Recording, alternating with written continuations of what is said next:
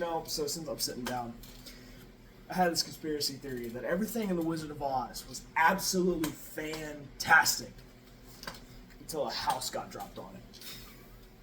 Good morning, good afternoon, good evening, or good night, whatever time of day you are watching. This is the Big Roll Wrestling YouTube channel. I'm the storyteller Alex Braddock. Joining me as always, I'm just a camera guy. You are always just a camera guy. And we just got done watching AEW Revolution. Buddy, we're not going to run through every match. We're going to kind of give the recap on what's going on. Yep.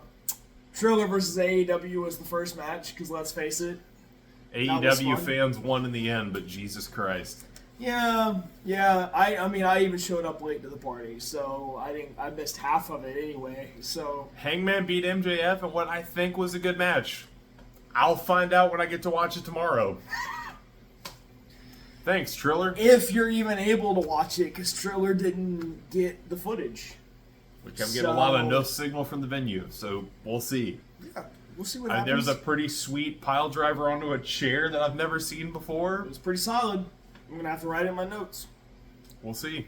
We'll see what happens. Second match, Mercedes Moné versus Momo Watanabe. Yeah. So third match, Swerve versus Ricochet. Just right over. Mercedes Moné picked up the win.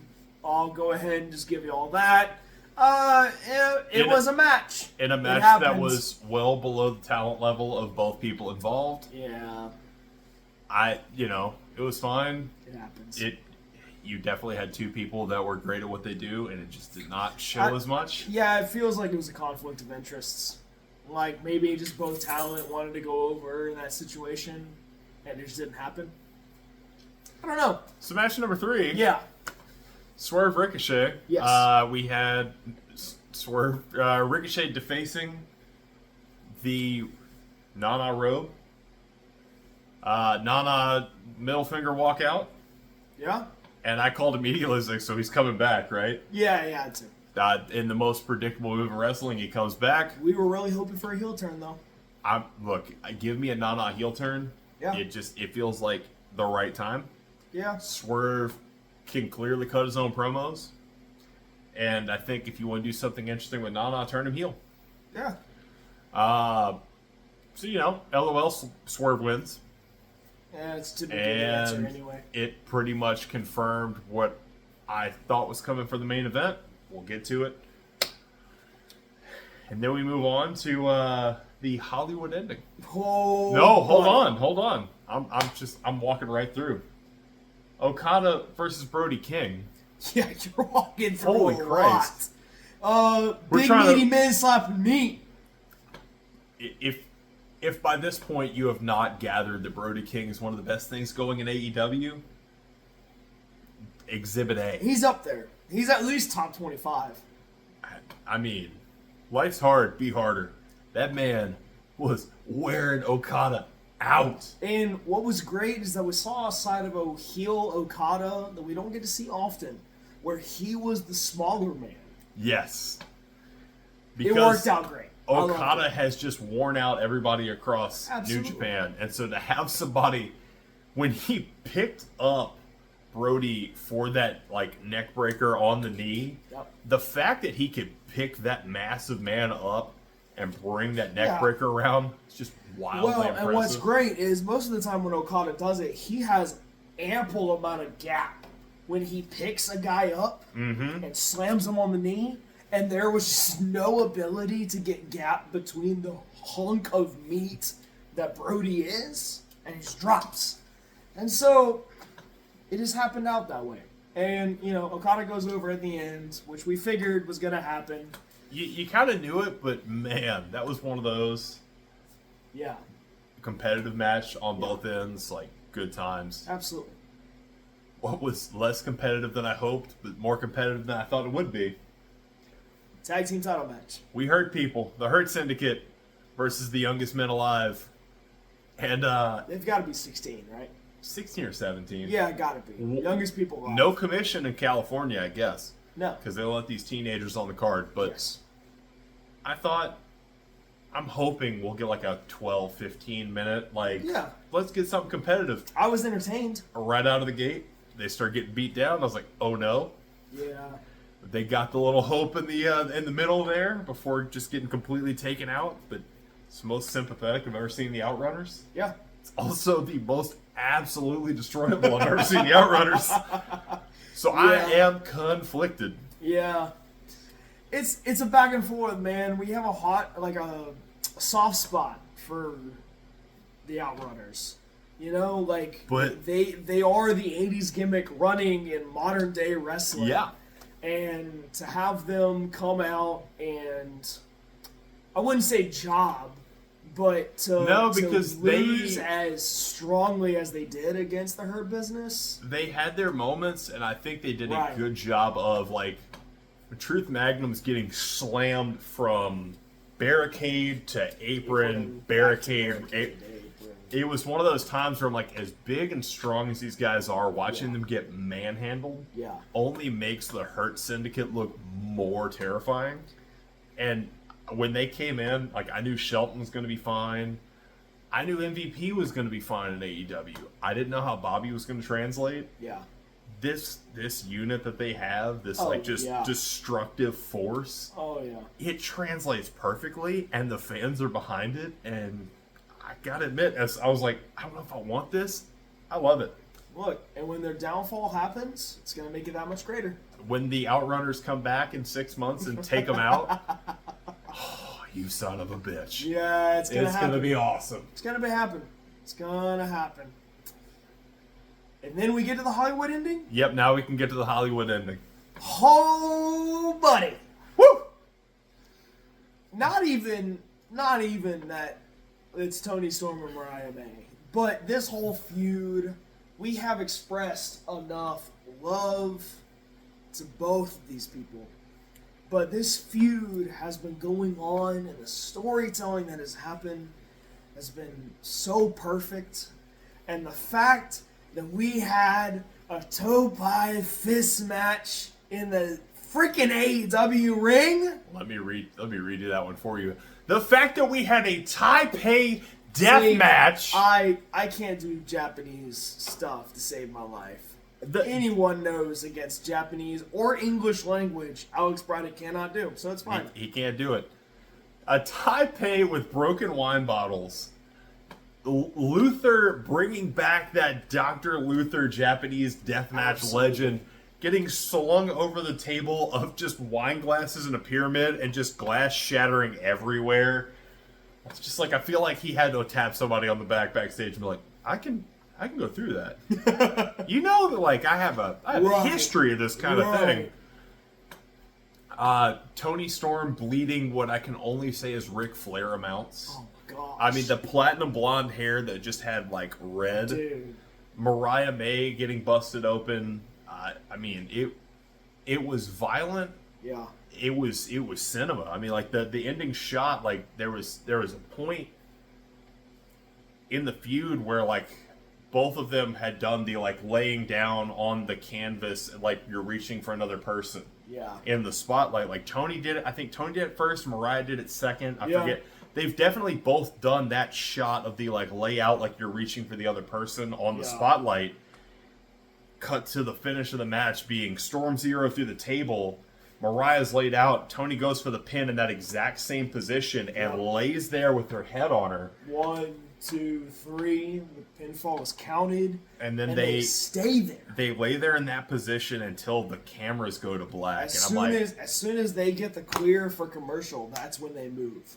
But until then, it's a solid 3, 4, maybe even 5 minutes of them just laying on top of each other, grasping onto each other, knowing what they have done.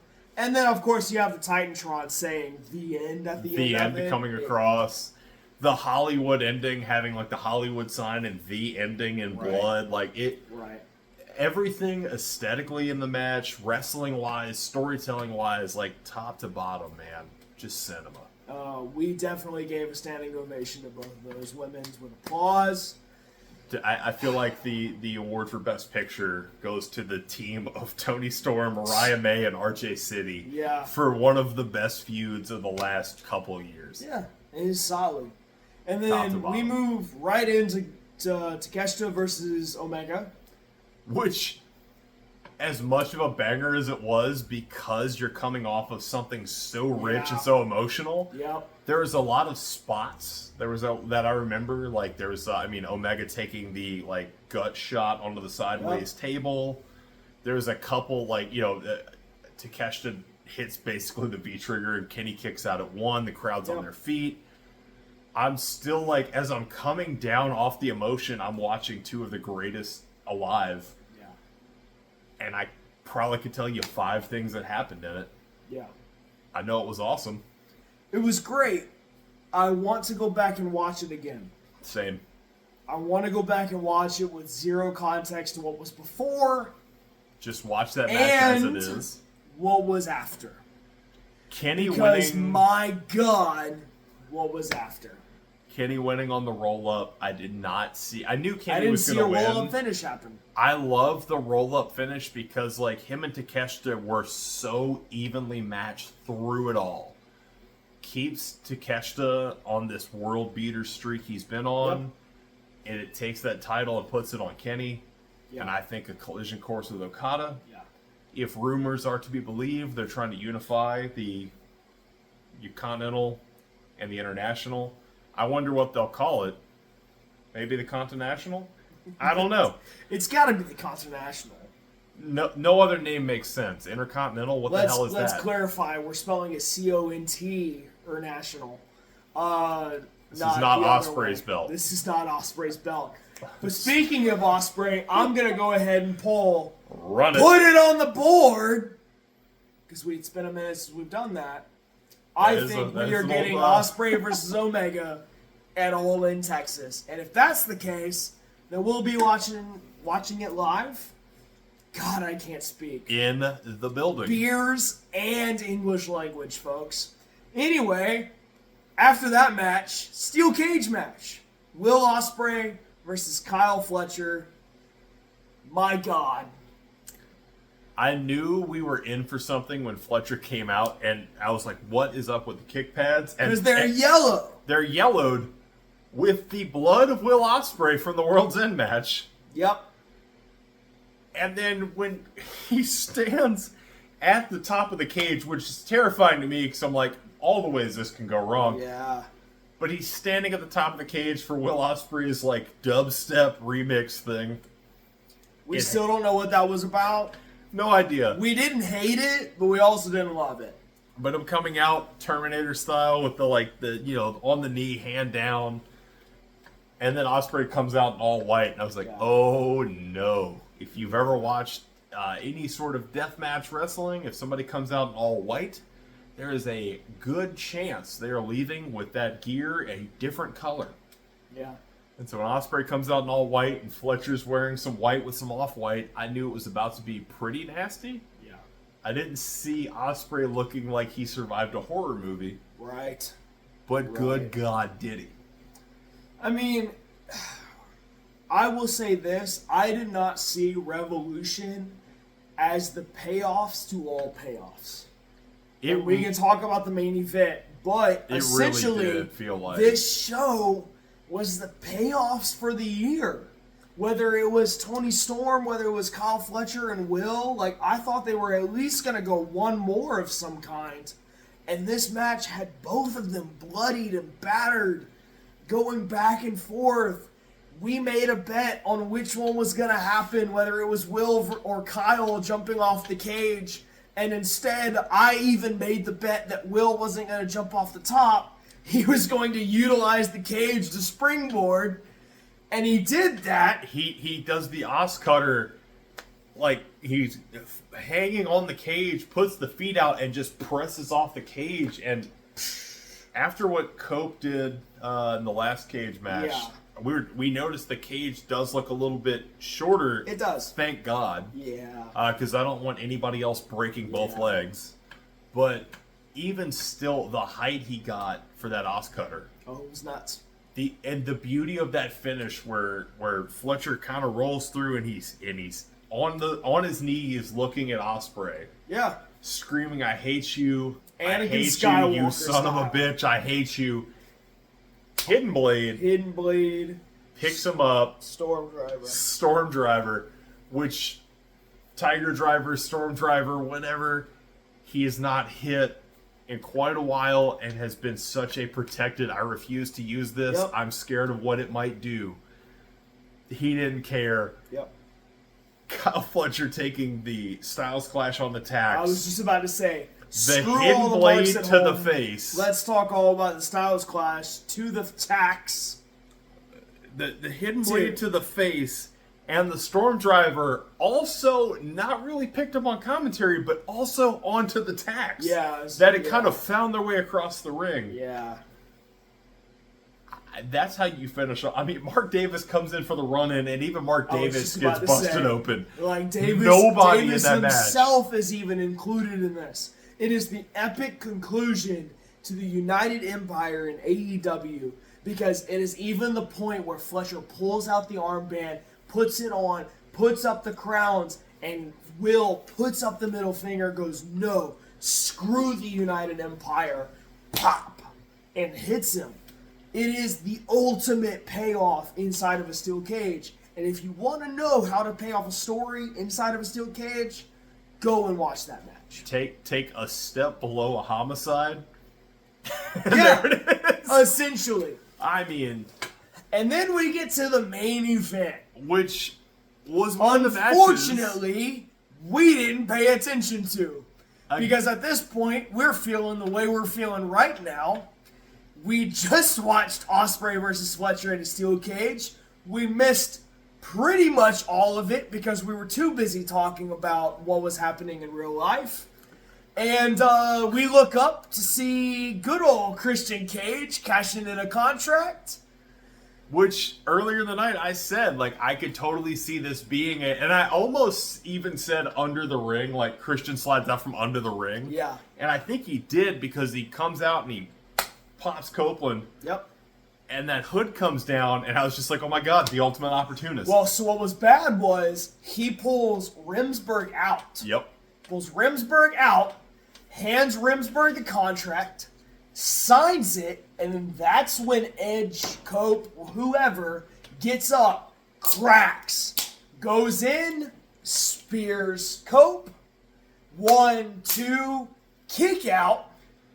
And then we had what we almost, like, we thought was going to be the finish, and it had all of the air sucked out of the room from both of us going, and it was Moxley cinching in the Bulldog choke, and Christian just reaches over and puts a hand on the down Copeland. 1, 2, and Moxley yanks him off.